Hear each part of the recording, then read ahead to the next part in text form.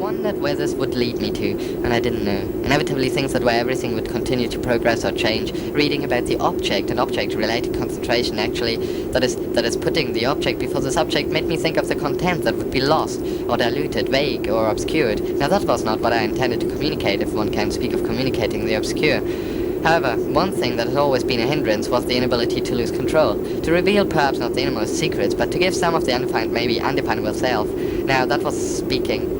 Now that I was speaking, I couldn't understand myself anymore. Then there was a long break, reasonably long anyway, during which I sat and thought, my mind restless as ever. I forced myself to focus and order and concentrate. I had made a decision or commitment to look at the bright side of things. Positive thinking, I focused on the multiplicity of things and of myself. Slowly I was progressing, and my undefinable self was being channeled into a comprehensible shape or form. Articulate the unspoken innermost thoughts and feelings, I reminded myself. Just broken words that never meant a thing, just items of a path that never was, just literally nothing. I'm lost for words, always. It happens to me again and again. He was lost for words, again and again. He would consult the book of words, and there were many that were available at any one time, but it was up to him to choose the right ones for the right moment. Hey you, what is it you're doing there running in circles? Hey you, what is it you're doing there? All I was asking for was a simple explanatory answer. I didn't want you to run around in circles for hours. All I expected was an immediate response. What I got was a chain reaction. Is a chain reaction. How did it start, and how long am I expected to wait? All I want is a simple answer.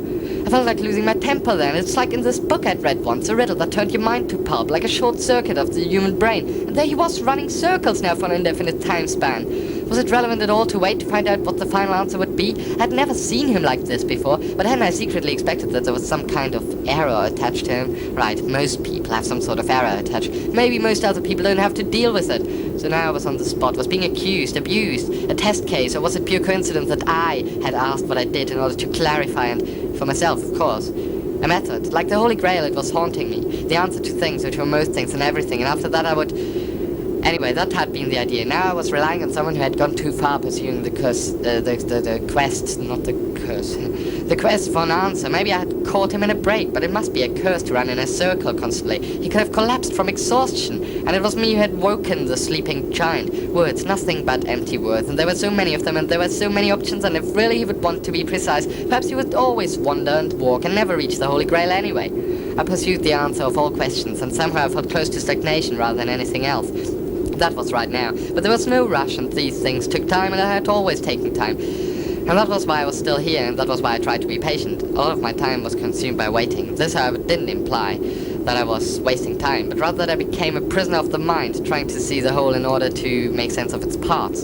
Somehow this seemed to be a crazy idea, actually. Somehow this seemed to make things more difficult, but I believe that this is the only way to find the answer to all things. It's getting late now, so trying to pull all information together in order to understand, trying to confront all variations. So many things at one time, all in my mind, all shouting for attention. All at any one time, all at once. All is the concentration I divide into halves, quarters, eighths, and so forth. See the confusion? See what's happening to me? See how I can or could overcome the initial difficulties that seem to have clouded my rational mind? See them? Well, tell me then. Talking of which, again and again, decisions have to be made. Information overloads resulting in a short circuit. A nervous breakdown is being performed. Hallelujah! Help me to categorize that confusion that alters my perception. Speak if you dare, or face the consequence and stay silent forever. Can you talk? All I wanted was to arrive at the end of all questions, the end that was peace of mind, no more questions, never.